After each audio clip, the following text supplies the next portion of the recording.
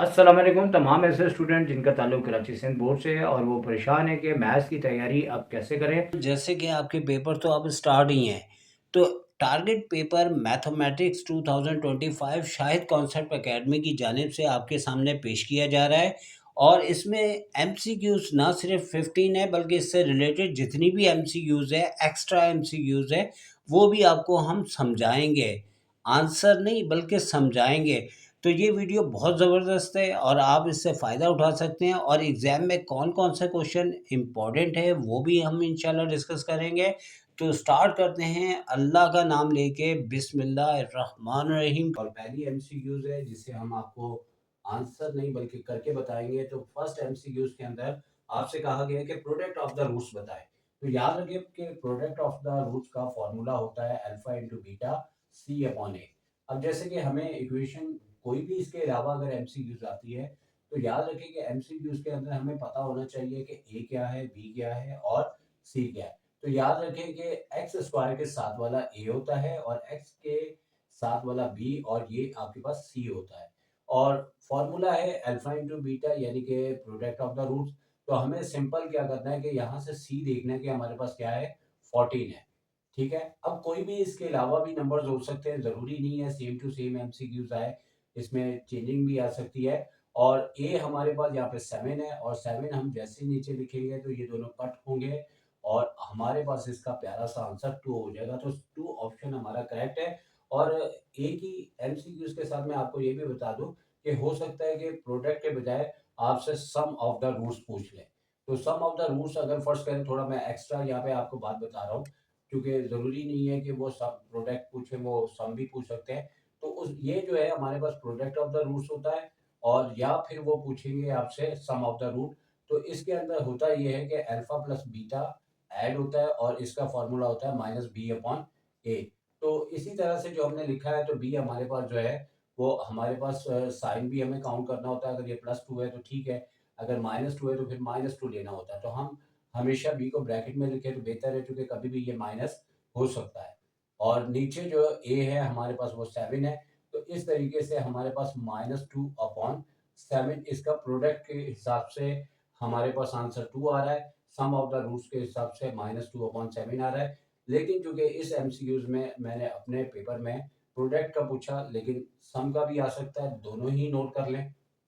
Second MCQs में जो कि इंफॉर्मेशन हैंडलिंग यानी कि 22 चैप्टर से आपको दिया हुआ है, और इसमें आपसे रेंज पूछा गया है।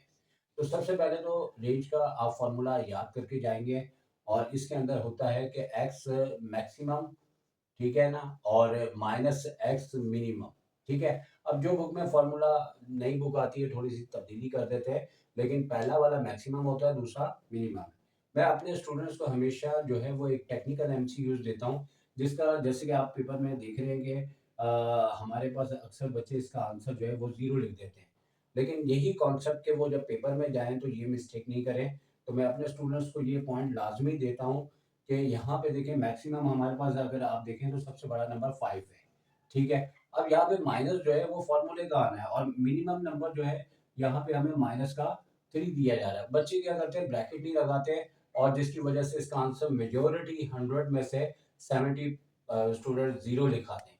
लेकिन यहाँ पे ये पॉइंट, चूँकि ज़ाहिर-सी बात है, जो एक्सपीरियंस टीचर होता है तो यही वो बातें वो जानता है कि बच्चों ने गलती कहाँ करनी है। तो अपने पेपर के अंदर ये पॉइंट इसीलिए बनाया है कि इसको 0 नहीं लिखना बल्कि इसको 10 लिखना। जैसे मैंने यहाँ पे 0 लिखा, ऐसी गलती बिल्कुल नहीं करनी, क्योंकि माइनस माइनस प्लस होके 10 हो जाएगा। तो करेक्ट आंसर है हमारे पास 10। उसके बाद नंबर 3 का जो पॉइंट है वो यहाँ पे हम डिस्कस करते हैं कि देखिए ये ट्रिग्नोमेट्री से दिया है, और ट्रिग्नोमेट्री में कई ऐसे पॉइंट्स हैं जो कि हमारे पास आ सकते हैं। ये 10 40 डिग्री दिया है, और उसके बाद हमें कॉट करके आगे डैश पूछ लिया है। अच्छा, याद रखिए कि हमारे पास जो है वो जो हमें ज़बानी वैल्यू याद होनी चाहिए, वो 0 degree, 30 degree, 45 degree, 60 degree, 90 degree.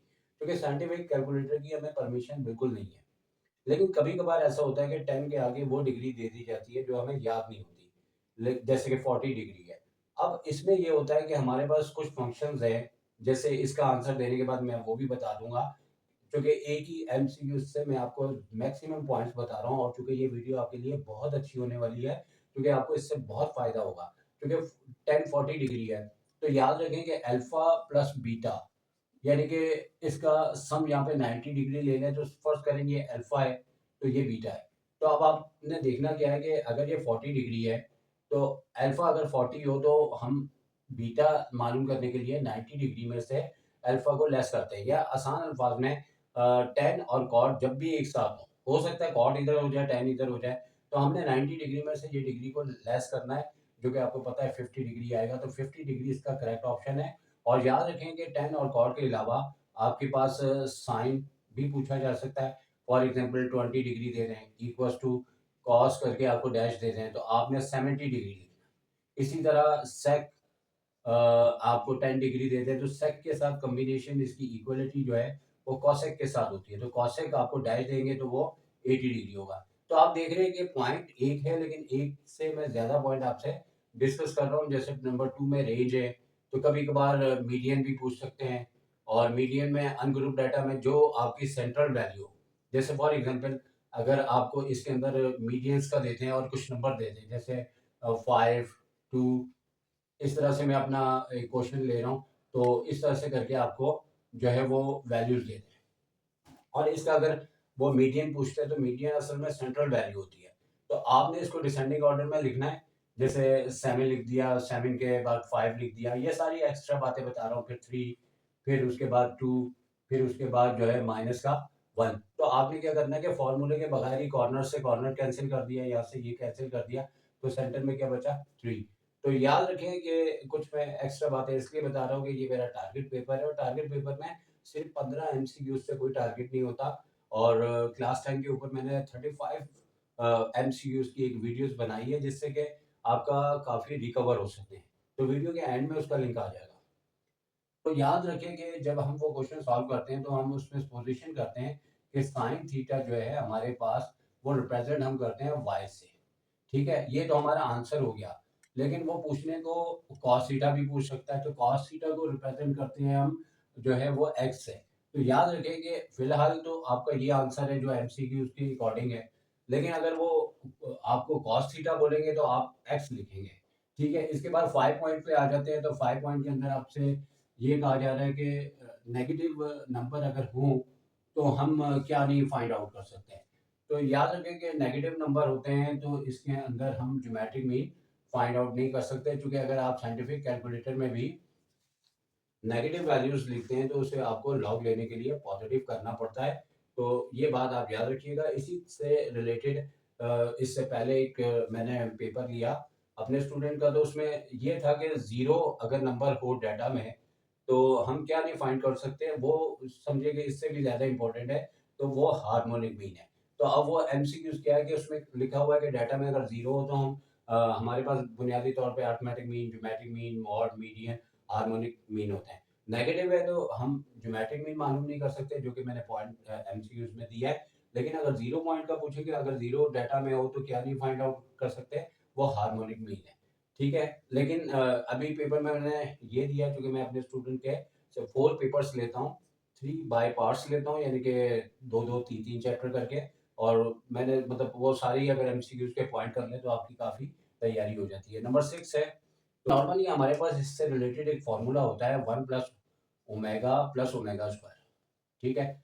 अब नॉर्मली जो है ना इसी तरह से देके आपको जो है 1 प्लस ओमेगा दे देंगे और यहाँ पे डैश लगा देंगे, तो सिंपल क्या है कि माइनस ओमेगा स्क्वायर हो जाएगा इधर आगे, इधर तो प्लस है, तो माइनस ओमेगा स्क्वायर है। तो बोर्ड में वैसे तो चांसेस इसी तरह की एमसीक्यूज़ आने का है, लेकिन ये इस तरीके से दी के याद रखें कि ओमेगा के ऊपर अगर 3 का टेबल हो, तो उस सूरत में ओमेगा 1 बन जाता है। जैसे ओमेगा की पावर 3 हो तो फिर भी यहाँ पे 1 आ जाएगा। जैसे फॉर एग्ज़ाम्पल अगर मैं आपको यूँ दे दूँ कि 1 प्लस ओमेगा क्यूब, तो इसका आंसर 2 आता है। क्यों? कि ओमेगा क्यूब हमारे पास जो है वो इक्वल होता है 1 के इक्वल। लेकिन मैं अगर ओमेगा के ऊपर 3 का टेबल लिखूँ, यानी कि 3 लिखूँ, 6 लिखूँ, 9 लिखूँ, 12 लिखूँ, जो भी लिखूँ, यानी कि यहाँ तक कि 30 भी लिख दूँ, तो ये भी हमारे पास किसके बराबर होता है 1।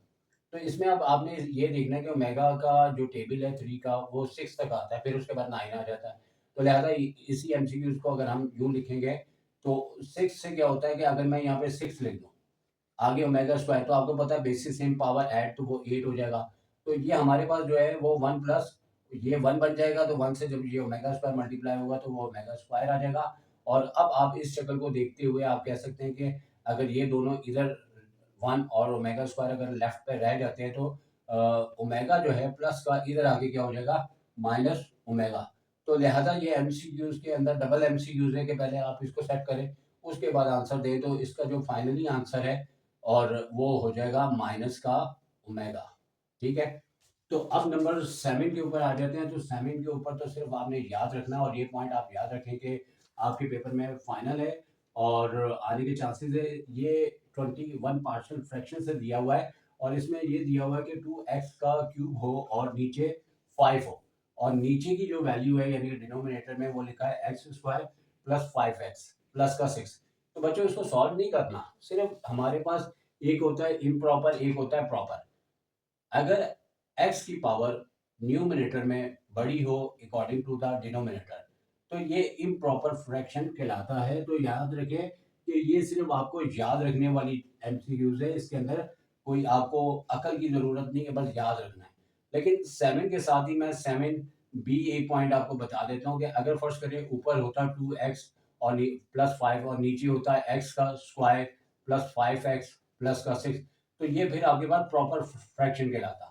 तो आपको समझ आ रही है कि मैं एक तीर से दो शिकार कर रहा हूँ, ताकि आपकी 15 के बजाय 30 एमसीक्यूज कवर हो जाए, ताकि इस वीडियो से आपको बहुत ज़्यादा फायदा होगा इंशाल्लाह।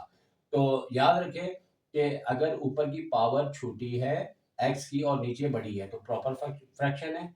ऊपर बड़ी है या फिर बराबर है, ये भी नोट कर लें, या बराबर है या ऊपर की बड़ी है। जैसे यहाँ 3 है तो यहाँ 3 है, फिर भी ये इम्प्रॉपर होगा। लेकिन ऊपर की छोटी है पावर एक्स की और नीचे बड़ी है तो फिर वो प्रॉपर फ्रैक्शन होगा। सिलसिला ये है कि सारा तो आपका मैथ्स नहीं होगा, बल्कि इसमें आपको ज्योमेट्री भी होगी। तो इसमें जो 8 पॉइंट है इसमें कहा जा रहा है कि if there is a common point between line and circle is called dash. याद रखें कि हमारे पास जो है, अगर फर्स्ट करें कोई एक लाइन जाती है और लाइन के आउटसाइड से 1 पॉइंट से टच करते हुए कोई सर्किल के साथ कोई लाइन गुजरती है, तो इसे टेंजेंट कहते हैं। क्या कहते हैं? टेंजेंट। तो एक बात फाइनली याद रखें, मेरी 30 साल की हिस्ट्री के अंदर आपका एक पॉइंट ऐसा लाजमी आता है। अब जाहिर सी बात है, अगर मैंने अपने एमसीक्यूज में ये पॉइंट दिया है तो ज़रूरी नहीं है कि यही आए।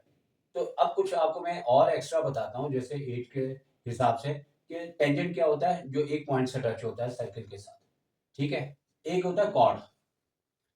कई बच्चे इसे चौड़ पढ़ लेते हैं, लेकिन कॉर्ड होता है। कॉर्ड में क्या होता है कि एक लाइन है वो सर्किल के अंदर अंदर की जानिब 2 पॉइंट से टच होती है। ठीक है, और एक होता है सीकेंट।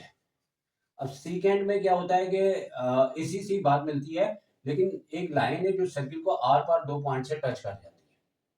और उसके बाद एक डायमीटर होता है जो कॉर्ड से ही रिलेटेड होता है, कि मतलब कॉर्ड जो है वो अंदर सर्किल के एंड पॉइंट सर्किल के साथ टच होते हैं। लेकिन सकते हैं, और रेडियस का भी दे सकते हैं। रेडियस क्या होता है? डायमीटर का हाफ, यानी कि सेंटर टू सर्किल की बाउंड्री तक का डिस्टेंस। तो ये सारे याद रखें कि ये सारे पॉइंट आपके इनमें से एक पक्का पक्का इंशाल्लाह पेपर में। अब नंबर 9 पॉइंट है, और 9 पॉइंट भी याद रखें कि बुक के अंदर इस तरह के बहुत सारे पॉइंट है कि ये आपके पास डिस्क्रीमेंट को रिप्रेजेंट करता है, ये इंडिकेशन जो आपको दी हुई है, और बी स्क्वायर माइनस का 4ac है। अब इसके ऊपर मैंने जो पूछा है, पहले तो बात इसके ऊपर कर लेते हैं। इसमें कहा है कि अगर ये इसकी नेचर बतानी है, अगर ये इक्वल हो तो बताएं कि इसके अंदर इसके साथ इसकी नेचर का क्या पॉइंट है। तो याद रखें कि अगर आपके पास डिस्क्रीमेंट जो है वो जीरो होता है, तो वो आपके पास जो है वो रियल होने के इक्वल होने के साथ वो रियल भी होता है। ठीक है, और चूंकि यहाँ पे ऑप्शन रियल का लिखा हुआ है तो रियल है। और दूसरा ये है कि ये रैशनल भी हो सकता था, लेकिन वो ऑप्शन यहाँ नहीं दिया गया, तो लिहाजा ये रियल होगा। इसी तरह याद रखें कि अगर ये ग्रेटर देन जीरो हो, यानी कि पॉजिटिव नंबर हो, और इस सूरत में ये अनइक्वल तो होगा, और अनइक्वल के साथ जो है वो आपके पास कंडीशन दो होती हैं। यानी कि अगर नंबर्स में देते हैं, अगर जैसे 1 4 9 वगैरह इस तरह के परफेक्ट स्क्वायर हो, तो वो रैशनल नंबर्स कहलाते हैं। लेकिन यहाँ पे अगर ज़ीरो से बड़ा हो तो आप उसे सिर्फ रियल ही कहेंगे, क्योंकि उसमें ये फाइनल नहीं होता कि वो नंबर जो है वो रैशनल की क्वालिटी रखता है कि इरेशनल की रखता है। यानी कि अगर आपको डिस्क्रीमेंट जो है वो 9 दे देते हैं, फिर ये था कि अनइक्वल, रियल और रैशनल हो जाता। लेकिन अगर इसी की जगह अगर आपको 5 दे देते जिसका स्क्वायर नहीं बनता, तो वो अनइक्वल, रियल और इर्रेशनल नंबर होता है, क्योंकि रूट से ये निकल के जो पॉइंट्स में आ जाते हैं तो वो इर्रेशनल कहलाते हैं। इसी तरह आपको मालूम होगा कि अगर ये लेस देन 0 हो, तो इस सूरत में हमारे पास ये जो है वो इमेजिनरी आपका नंबर्स कहलाता है। और बाकी ये है कि एक बात आप याद रखें कि इमेजिनरी के साथ अनइक्वल भी होता है, लेकिन यहाँ पे बहुत सारे बच्चों को ये कॉन्सेप्ट नहीं होता कि रैशनल इरेशनल आखिर क्यों नहीं लिखा जाता। याद रखें कि रूल के अंदर चूंकि ये क्वाड्रेटिक से डिस्क्रीमेंट लिया गया है जो कि रूल के अंदर होता है, और अगर वो नेगेटिव वैल्यू होती है तो वो बाहर आ ही नहीं सकती, और जब आती नहीं है तो ना वो रैशनल होती है ना वो इरेशनल होती है। तो इसके बाद नंबर 9 के बाद नंबर 10 पे आ जाते हैं और देखते हैं कि क्या लिखा हुआ है। तो 10 में आपको जो ये पॉइंट है ये लाजमी देखिएगा, आपके पेपर में आएगा। इसमें लिखा है a circle which touches the all the sides of a triangle is called the dash. ये है इन सर्कल, ठीक है। एक क्योंकि प्रैक्टिकल ज्योमेट्री में भी ये इंपॉर्टेंट है। तो एक है सर्कम सर्कल, यानी कि ये इसमें इन सर्कल में क्या होता है कि इन सर्कल बेसिकली ट्रायंगल की साइडों से टच होता है। एक ट्रायंगल होती है उसकी साइडों से ये टच होता हुआ जाता है, ठीक है। तो ये इन सर्कल कराता है। अब सरकम सर्कल एक्स्ट्रा आपको बता रहा हूँ कि उसके ज्यादा चांसेस हैं एमसीक्यूज आने के, क्योंकि मैंने पेपर एक से ज्यादा लिए थे। तो मैंने सरकम सर्कल भी पूछा था, क्योंकि पिछले साल सरकम सर्कल आ चुका है, इस साल बोर्ड में इन सर्कल आने का चांस है। तो इसके ऊपर ज्यादा चांस है कि सरकम सर्कल पे एमसीक्यूज का पॉइंट दे देंगे। और वो क्या होता है कि सर्किल के वर्टिसेस को टच करता हुआ यहाँ से गुजरता है। अब जैसे कि मैंने तो पेपर में इन सर्कल दिया है, लेकिन ज्यादा चांस है सर्किल सर्किल का, क्योंकि वो एक पिछले साल पेपर में आ चुका हुआ है। तो इन दोनों में से समझ लेंगे, दोनों ही कर लेंगे तो अच्छी बात है। अब 11 पॉइंट है, 11 पॉइंट में जैसे कि आप देख सकते हैं कि ये सेट से रिलेटेड है, और सेट के अंदर अगर आप माजी के अंदर देखें तो बहुत ज्यादा ये पॉइंट आया है कि जैसे 2 नंबर है, 3 है, 5 है, 7 है, 11 है। तो ये कौन से नंबर है? तो हमारे पास बहुत सारे नंबर होते हैं, नेचुरल नंबर होते हैं, ऑड होते हैं, इवन होते हैं। उससे रिलेटेड पॉइंट नहीं वो पेपर में पूछते हैं, लेकिन पूछते हैं तो सिर्फ प्राइम का पूछते हैं। तो याद रखें कि इसके अंदर जो है वो 1 नहीं होता। कई बच्चे समझते हैं कि स्टार्टिंग में 1 होता है, तो 1 नहीं होता, इसे याद रखें। क्योंकि ऑप्शन के अंदर जो है वो 2 से स्टार्ट होता है, और वो नंबर्स होते हैं जो अपने टेबल में आते हैं, जैसे 2, 3, 5। अब 5 के बाद 6 नहीं है, 7 है। तो ये स्टार्टिंग में तो हमें बड़े करीब-करीब नंबर मिल जाते हैं, जैसे हम आगे जाते हैं तो हमें प्राइम नंबर बहुत दूर-दूर मिलना शुरू हो जाते हैं। अच्छा, अब बात कर लेते हैं, चूँकि इसमें बहुत सारे सेट्स होते हैं नेचुरल, लेकिन मोस्ट इम्पोर्टेंट है मेरी बाकायदा पूरी एक चैप्टर वाइज़ एमसीक्यूज़ की प्लेलिस्ट है। आप अपनी मेहनत पे जाएँ, वहाँ जाएँ, उसको टाइम दें, देखें, कॉपी पेंसिल में नोट करें। वो एक मुकम्मल तैयारी है। फर्स्ट ईयर में भी है, सेकंड ईयर में भी है, और एमसीक्यूज़ को मैं अपने चैनल पे बहुत ज़्यादा कवर करता हूँ। तो बुनियादी तौर पे अपनी ज़हानत से, अपनी अकल से करें, समझ के करें, ताकि हमेशा लोगों को मिसाल दें कि हमने खुद की है। अच्छा, नंबर 12 है। अब 12 में क्या कहा जा रहा है ये भी देख लें। तो 12 में कहा जा रहा है कि in which quadrant does theta lie if. अब ये वाला जो पॉइंट है, ये पॉइंट चूँकि फर्स्ट ईयर में भी ये बुक थी, तो ये पॉइंट बहुत ज़्यादा पूछा जाता था। तो अब यहाँ पे भी इसके चांसेस हैं कि आपसे ये पूछेंगे। तो हमें कॉस थीटा और साइन थीटा 2 वैल्यूज़, इसमें 2 फंक्शंस दे दिए जाते हैं, लेकिन इसका मतलब होता है कि कॉस थीटा अगर ग्रेटर देन 0 के हैं तो इसका मतलब होता है कि वैल्यू जो है पॉजिटिव है। तो कॉस थीटा पॉजिटिव है, और साइन थीटा जब लेस देन 0 के है तो इसका मतलब है नेगेटिव है। अब हमें ये देखना है कि हमारे पास 4 क्वाड्रेंट होते हैं, ये फर्स्ट होता है, ये सेकंड होता है, ये थर्ड होता है, और ये फोर्थ होता है। अब इसमें क्या होता है कि ऑल फंक्शन हमारे पास, अगर फंक्शन नोट करने हैं तो फंक्शन भी नोट कर लें कि फंक्शंस हमारे पास साइन थीटा और कॉसेक थीटा होता है। अच्छा, कॉसेक थीटा और साइन थीटा जो है यहाँ पे आपके पॉजिटिव होते हैं, यहाँ पे पॉजिटिव होते हैं। और इसी तरह टेन थीटा और कॉट थीटा, ये जो है यहाँ पे पॉजिटिव होते हैं। इसी तरह आपके पास कॉस थीटा और दूसरा है अपना सेक थीटा।